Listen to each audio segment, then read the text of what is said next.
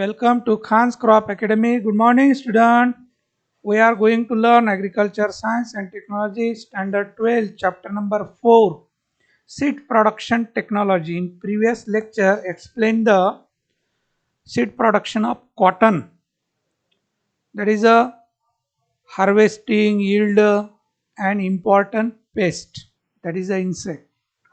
तर विद्यार्थी मित्रांनो, या अगोदरच्या लेक्चरमध्ये म्हणजेच लेक्चर नंबर 8 मध्ये आपण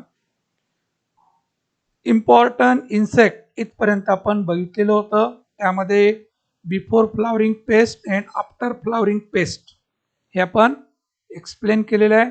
तर या लेक्चरमध्ये आपण बघूया important disease of cotton. Wilt is a serious disease of cotton. Wilt म्हणजे मर रोग. आता डिसीजचं आपल्याला काय बघणं आवश्यक आहे? सिम्पटम्स आणि कंट्रोल मेजर. सिम्पटम्स आणि कंट्रोल मेजर याचा अभ्यास करणं आवश्यक आहे. तर या सीड प्रोडक्शनमध्ये एवढं हे महत्त्वाचे पॉईंट नाही, टेक्स्टबुकमध्ये दिलेले आहे आणि आपल्याला प्रॅक्टिकली आपल्या शेतामध्ये किंवा आपल्या परिसरामध्ये कॉटन क्रॉप असेल तर त्याचे आपल्याला डिसीज ओळखता यायला पाहिजे. कारण आपलं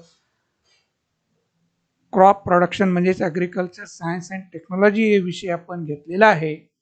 तर हा प्रॅक्टिकली सब्जेक्ट आहे की आपण जे शिकत आहोत ते आपल्या शेतामध्ये करता यावं किंवा त्याची माहिती असायला पाहिजे. ओके. तर symptoms, it is a soil and seed borne disease. हा जो रोग आहे हे जमिनीद्वारे आणि बियाद्वारे होणारा रोग आहे. तर हा रोग जमिनीमध्ये याचे स्पोर्स असतात आणि बियाद्वारे सुद्धा या रोगाचं प्रसार होतं. रोगाचे प्रसार करण्यामध्ये वॉटर असतं, विंड असतं, सॉईल असतं, सीड असतं, हे इन्सेक्ट असतं. तर हे soil and seed borne disease आहे. It is a fungal disease. It is a serious fungal disease. It is serious affected in desi cotton. तर आपण कॉटनचे टाईप बघितले होते, आठवते तुम्हाला? देशी कॉटन आणि अमेरिकन कॉटन, ज्याला आपण देशीला ओल्ड वर्ड म्हटलं आणि अमेरिकनला न्यू वर्ड म्हटलं, असं म्हटलं ना बाळांनो. तर देशी कॉटन हे विल्ट रोगाला बळी पडणार आहे. विल्ट रोगाचं देशी कॉटनवर भरपूर प्रादुर्भाव होतं आणि अमेरिकन कॉटन हे रेजिस्टंट असतं या रोगाला. म्हणून ज्या शेतामध्ये विल्ट रोग होते, आपण तुरीवर बघतो बाळांनो विल्ट रोग, एकाएकी तूर जळून जाते. उभी असतानाच पूर्ण काय होतात, पानं वाळून जातात, पांढरे शुभ्र होतात. आणि तो रोग म्हणजेच मर रोग आहे, ते कापसावर सुद्धा होतो. It consist of yellowing of leaves and gradual dropping. आता काय होतं, एक पानं पिवळे पडतात एकाएकी आणि ग्रॅज्युअली ड्रॉपिंग होतात, खाली पडतात किंवा झाडाला वाळून तसेच झाडाला राहतात. And withering of the particular branch or entire plant. असं पानं पिवळे होणे, वाळून जाणे आणि एकाएकी एक फांदी तरी वाळून जाते किंवा पूर्ण अख्खं झाड सुद्धा वाळून जातं, त्यालाच म्हणतात विल्ट रोग, त्याला म्हणतात मर रोग. ओके.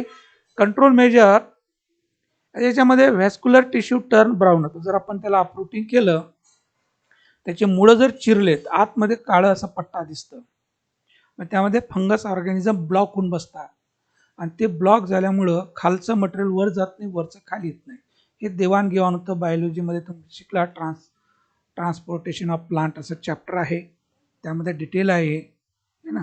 तर देवाणघेवाण बंद पडतं आणि काय की झाड कोमजून जातं आणि नंतर वाढून जातं. बाळांनो, मग याचा बंदोबस्त काय करायला पाहिजे? Control measure, use of disease resistant variety, that is American variety. आपण देशी व्हेरायटी न लागवड करता आपण अमेरिकन व्हेरायटीज ग्रो करायला पाहिजे. Seed treatment with organomercurial fungicide like thiram.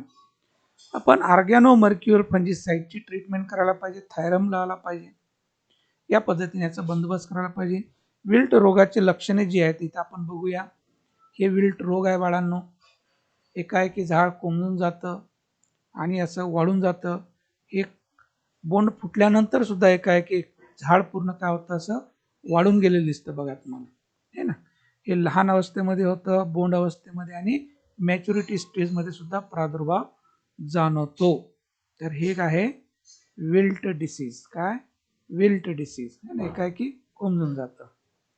Next disease बघूया आपण, अँथ्रॅकनोज, ज्याला करपा रोग असं म्हटलं जातं. It is also fungal disease. हाही बुरशी रोग आहे. It cause rotting of balls and seedling blight. तर बॉल्स याचे रॉटिंग होतात आणि सिडलिंग ब्लाइट म्हणजे रोपट्या अवस्थेमध्ये रोपटं मरून जातं. ही कापसावर, देशी कॉटनवर याचा प्रादुर्भाव जास्त आहे. अँथ्रॅकनोज हा डिसीज देशी कॉटन, जे देशी कॉटन आहे त्या कॉटनवर याचा प्रादुर्भाव जास्त जाणवतो बेटा. Control measure, seeds are treated with 1% organomercurial compounds. Organomercurial compounds. आता ऑर्गॅनोमर्क्युरियल कंपाऊंड थायरम आहे, बाविस्टीन आहे, सेरेसन आहे, कॅप्टन आहे, हे सगळं ऑर्गॅनोमर्क्युरियल कंपाऊंड आहे. 1% ऑर्गॅनोमर्क्युरियल कंपाऊंडची ट्रीटमेंट केलं त्या रोगाचा बंदोबस्त होतो. Spraying the crop with copper compound, जे कॉपर कंपाऊंड आहे, फंजीसाईड, डायथेन, Z78, डायथेनियम 45, हे जे आहे हे कॉपर कंपाऊंड फंजीसाईड आहे, याची फवारणी करून आपल्याला या रोगाचा बंदोबस्त करता येतं. तर हे अँथ्रॅकनोज खाली जे दिलेले आहे हे अँथ्रॅकनोज आहे. हे सिडलिंग ब्लाइट होतं. मग नंतर बॉल जे आहे याच्यावर सुद्धा प्रादुर्भाव ठिपके दिसतात आणि बॉल व्यवस्थित ओपन होत नाही आणि कवळी तयार होते. कापसाची कवळी तयार होणे, कवळी मोल गेलं असं म्हणतात की नाही. तर हे जी कवळी आहे म्हणजे कापूस जे चांगलं असतं ते पूर्ण असं बॉल ओपन होतं, आणि जे कवळी म्हटलं की बॉल ओपन होत नाही आणि कापूस असं घट्ट तयार होतं आणि त्यापासून फायबर व्यवस्थित तयार होत नाही. Next, dahiya disease. It is also known as downy mildew, powdery mildew. तर dahiya symptom, it is a common on desi varieties. तर हा रोग देशी व्हेरायटीवर कॉमन आहे. It is a fungal disease. It is a fungal disease. The older leave show whitish fungal growth on their lower side. पानाच्या खालच्या बाजूने पूर्ण पांढरी असं राखोडा टाकल्यासारखं, पावडर शिंपल्यासारखं पान खालून दिसतं आणि ते पानं पूर्ण कोकडे होतात आणि जळून जातात.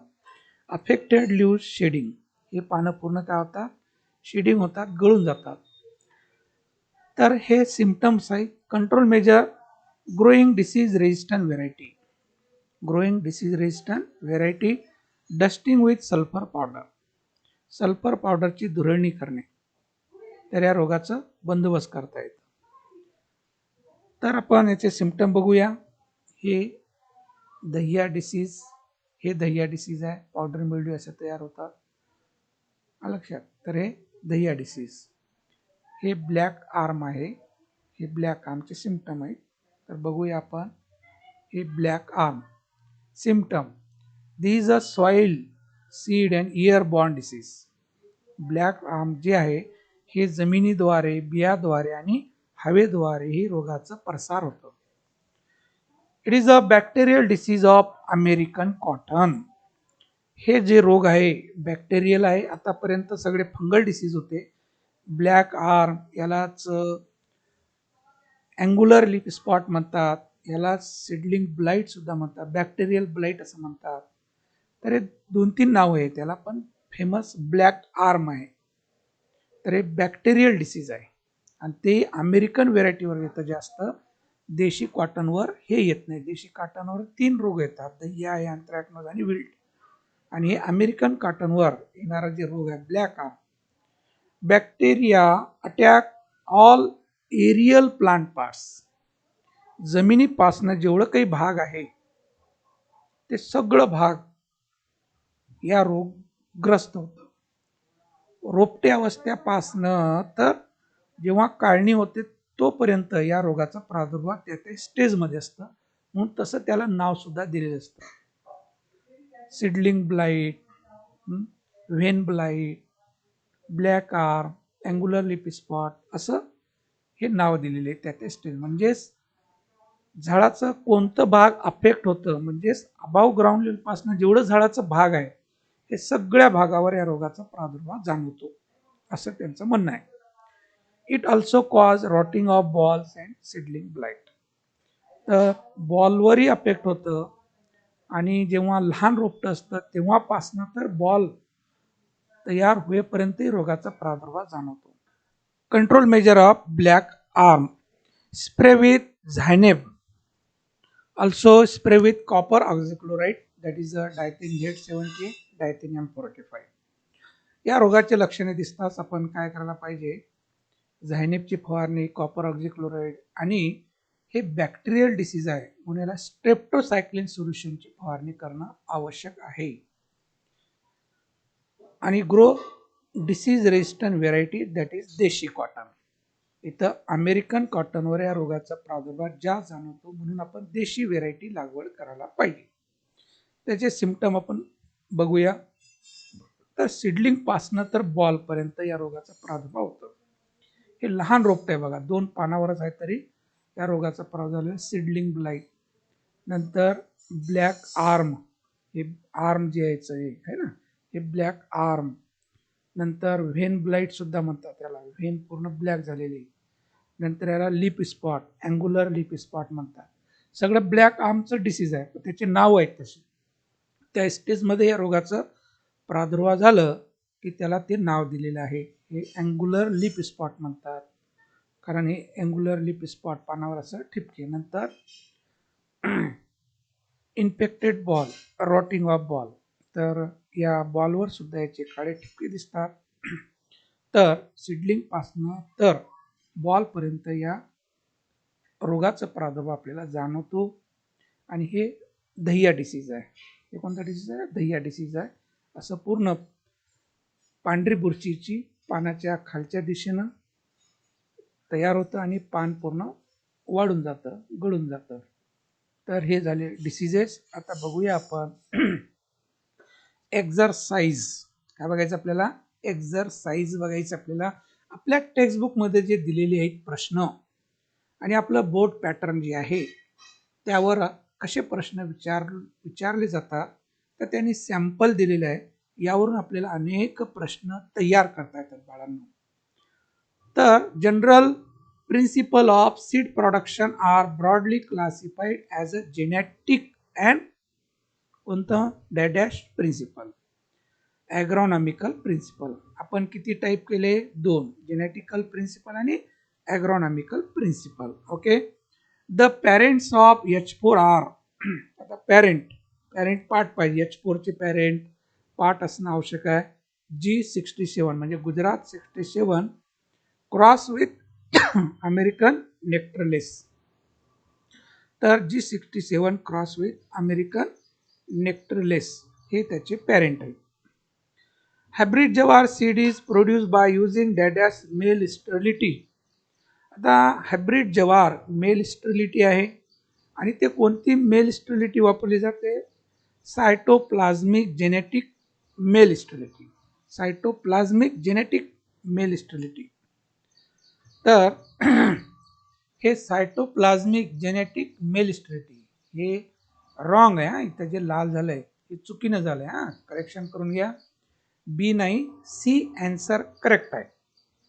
जवारमध्ये male sterility cytoplasmic genetic male sterility आहे. फक्त जेनेटिक्स नाही ना, सायटोप्लाझ्मिक नाही, तर काय? सायटोप्लाझ्मिक जेनेटिक मेल स्टरिलिटी आहे. Next, sorghum bicolor is the botanical name of dash crop. Sorghum bicolor हे कशाचं बॉटॅनिकल नेम आहे? जवारची का कॉटनचं? जवारचं बॉटॅनिकल नेम आहे. Zonal sowing of crop is recommended to control dash pest of jowar. Zonal sowing हे आपलं झालेलं आहे. कशामध्ये झालेलं आहे? इम्पॉर्टंट पेस्टमध्ये, जवारमध्ये आपण बघितलं की जे मीच फ्लाय जे आहे फ्लावरिंग स्टेजमध्ये येतं, पोलन ग्रेन खातं, त्याला मीच फ्लाय असं म्हणतात. तर याला अल्टरनेट होस्ट मिळत गेलं तर याची वाढ जास्त होते. म्हणून झोनल सोईंग म्हणजे सगळ्या त्या गावातील शेतकऱ्यांनी एकदाच पेरणी करायला पाहिजे. तर सगळ्याचं फ्लावरिंग एकच असणार, मग त्यांनी प्रादुर्भाव जास्त होणार नाही त्यांचं, म्हणजे त्याला अल्टरनेट होस्ट मिळणार नाही, तर त्यांचं लाईफ सायकल तिथं संपणार, म्हणजे मीच fly. Okay. Next, make the pairs. इकडं पूर्ण पॅरेंट व्हेरायटीज दिलेली आहे आणि इकडं पॅरेंट दिले बी मध्ये. तर इथं आपण जोड्या लावायचे. CSH7R, CSH 7R, parent is MS36A cross with CS168, हे त्याचे पॅरेंट आहे. नंतर CSH8R रबी जवार है ना, तर CSH8R चे पॅरेंट आहेत MS36A cross with PD3-1-11. Okay. नंतर PKV हायब्रिड 4 कॉटनची जात आहे, याचे जे पॅरेंट आहे CAK23A क्रॉस विथ AKH7R. नंतर वरलक्ष्मी आहे, Varalakshmi parent Lakshmi cross with SB289E, हे पॅरेंट आहेत त्याचे. तर आपल्याला आणखीन जोड्या तयार करता येतात, ते आपण करायला पाहिजे. Next, find the odd one out. Vishal, Varalakshmi, Savitri, Godavari. आता हे वरलक्ष्मी, सावित्री, गोदावरी हे कापसाच्या जाती आहेत आणि विशाल हे हरभऱ्याची जात आहे. म्हणजेच या गटामध्ये हे वेगळं आहे, ते वेगळं काढायचं आहे, त्यालाच find the odd one out असं म्हटलं जातं. नंतर स्टेम बोरर, शूट फ्लाय, मीज फ्लाय, डाउनी मिल्ड्यू. आता स्टेम बोरर कीटक आहे, शूट फ्लाय कीटक आहे, मीज फ्लाय कीटकच आहे ज्वारीवरचे. आणि डाउनी मिल्ड्यू हे काय रोग आहे. डाउनी मिल्ड्यू ज्वारीवरच आहे, पण हा रोग आहे, कीटक आहे, तर हा वेगळा आहे. Shoot fly, aphid, armyworm, striga. आता शूट फ्लाय कीटक आहे, ॲफिड कीटक आहे, आर्मीवॉर्म कीटक आहे, स्ट्रायगा काय रूट पॅरासाइट आहे. Striga is a root parasite of jowar. ज्वारीवरचं रूट पॅरासाइट आहे striga. Processing, gap filling, weeding hoeing. आता gap filling, weeding hoeing interculture operation आहे, शेतामध्ये होत असतं, आणि प्रोसेसिंग हे इंडस्ट्रीमध्ये होत असते. हे शेतातले काम आहे, त्याने इंडस्ट्रीमधलं काम आहे, असंही तुम्हाला विचारू शकता. तर बरेच इथं आपण तयार करू शकतो, आपल्या मनाने सुद्धा याचं आधार घ्यायचं आणि तसं तयार करायचं. आपण जेवढं तयार करणार, आपल्याला प्रश्न निर्माण करता येईल, तर उत्तर ऑटोमॅटिक असणार आहे. लक्षात, प्रश्न तयार करता येतं म्हणजे त्याचं उत्तर असणारच आहे, म्हणून आपण जास्तीत जास्त प्रश्न स्वतःहून तयार करायला पाहिजे. Right, true and false. Cleaning of seed drill, cleaning of seed drill before sowing is the remedy for avoiding mechanical mixture of seed. Mechanical mixture म्हणजेच त्या बियामध्ये भेसळ होणे, सीड तयार झाल्यानंतर भेसळ. तर बऱ्याच वेळा आपण एकमेकाच्या टिपणी घेऊन जातो है ना, तर ज्वारीच पेरली असते त्यांनी, पण त्याचं बी कुठंतरी अडकलेलं असतं. आपण सीड प्रोडक्शनसाठी बियाणं घेत पेरणी करत असताना ते बी याच्यामध्ये भेसळ झालं तर काय होणार, मेकॅनिकल मिक्सचर होणार. हे ट्रू आहे. While buying the seed, it should be seen that tag and seal of bag are intact.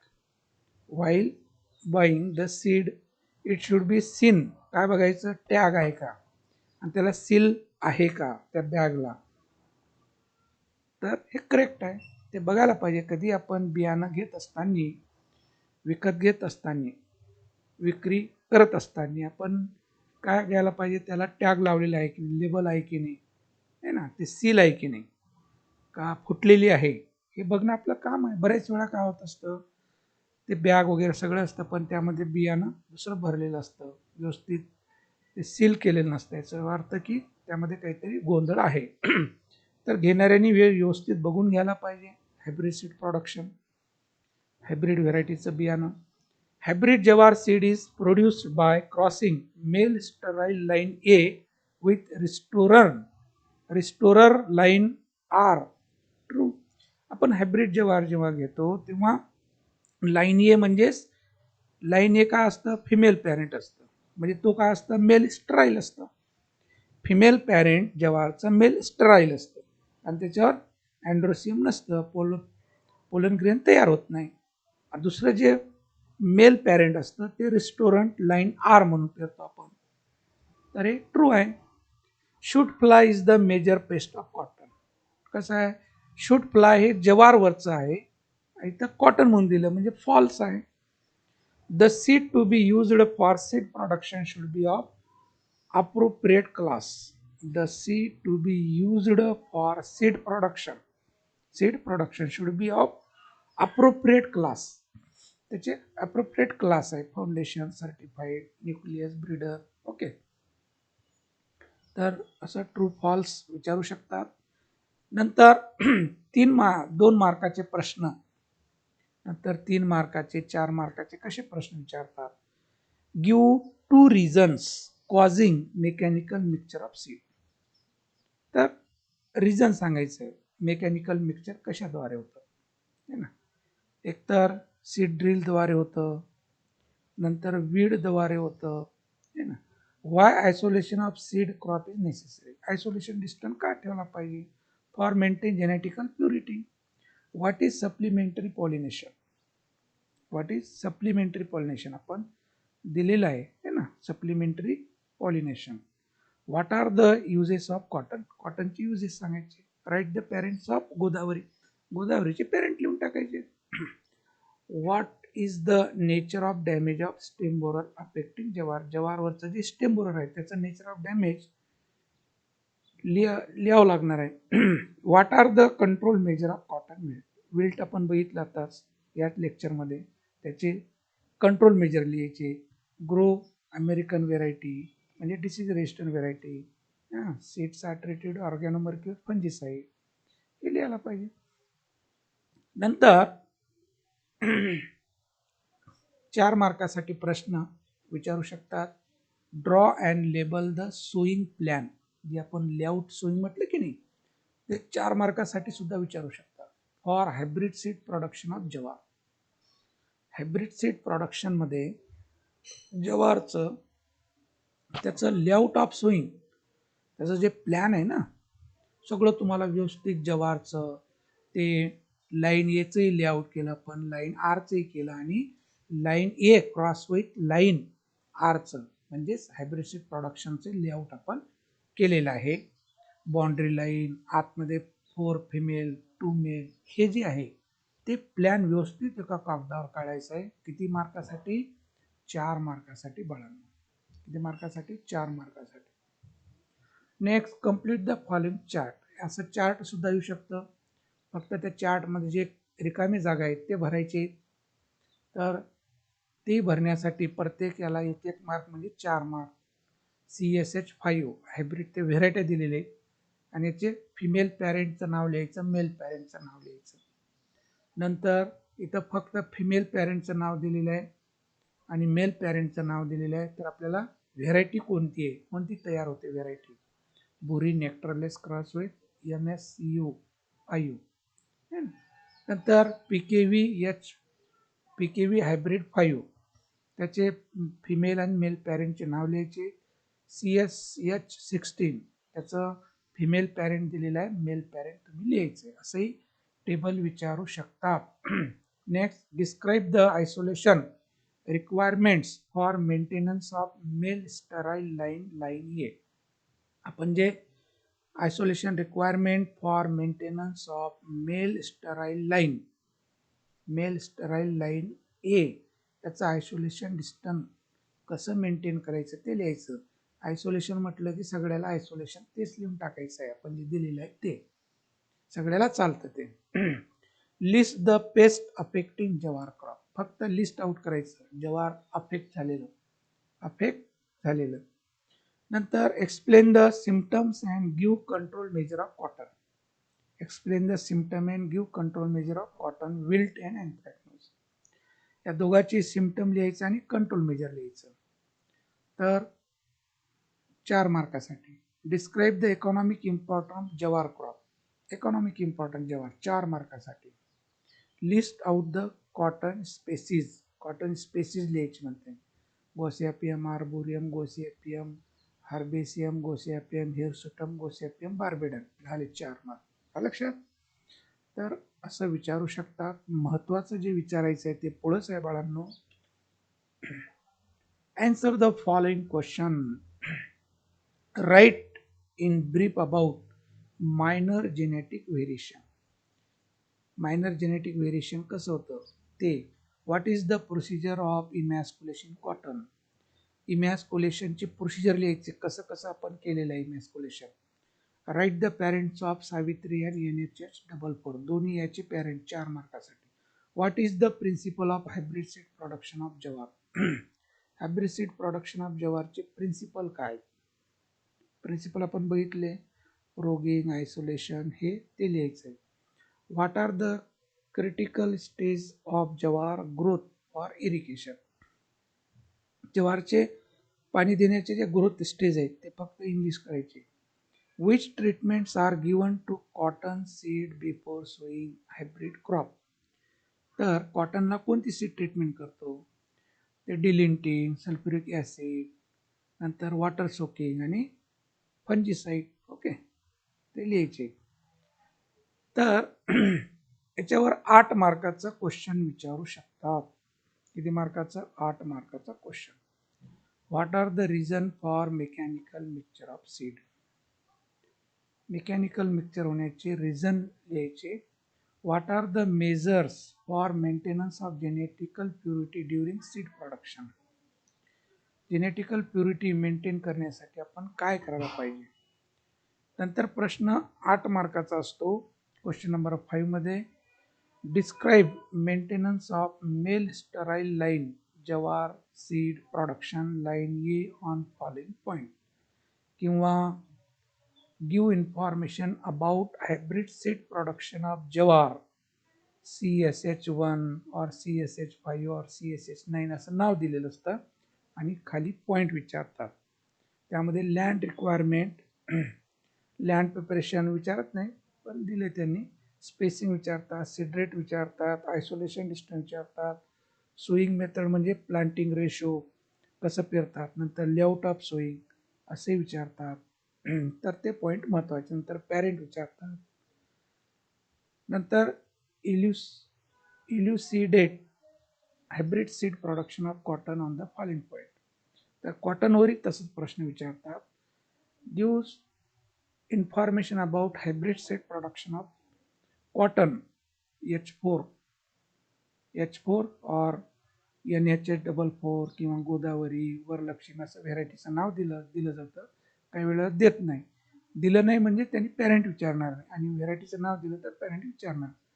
Time of sowing हे तेवढं विचारत नाही. लँड प्रिपरेशन विचार, प्लांटिंग रेशो हे महत्त्वाचं आहे, स्पेसिंग आहे. कारण जे मेजर क्रॉप जे विचारायचे आहे म्हणजे जे पॉईंट विचारायचे ना ते टेक्स्टबुकमध्ये दिलेलं नाही आहे. काय विचारतात बाळांनो महत्त्वाचं सांगतो तुम्हाला. पहिलं लँड रिक्वायरमेंट, पॅरेंट, दोघांचं बोला, जवारचं आणि कॉटनचं सांगू लागलो. काय? Land requirement. दुसरं पॅरेंट महत्त्वाचे. नंतर आयसोलेशन डिस्टन्स महत्त्वाचं आहे. नंतर रोगिंग महत्त्वाचं आहे. नंतर सीड रेट महत्त्वाचं आहे. नंतर स्पेसिंग आहे महत्त्वाचं. नंतर मेथड ऑफ स्विंग, त्यालाच प्लांटिंग रेशो हे महत्त्वाचं. नंतर लेआउट ऑफ स्विंग महत्त्वाचं आहे. लेआउट ऑफ स्विंग महत्त्वाचं आहे. लेआउट ऑफ स्विंग महत्त्वाचं आहे. इकडं नाही तिकडं विचारू शकतात.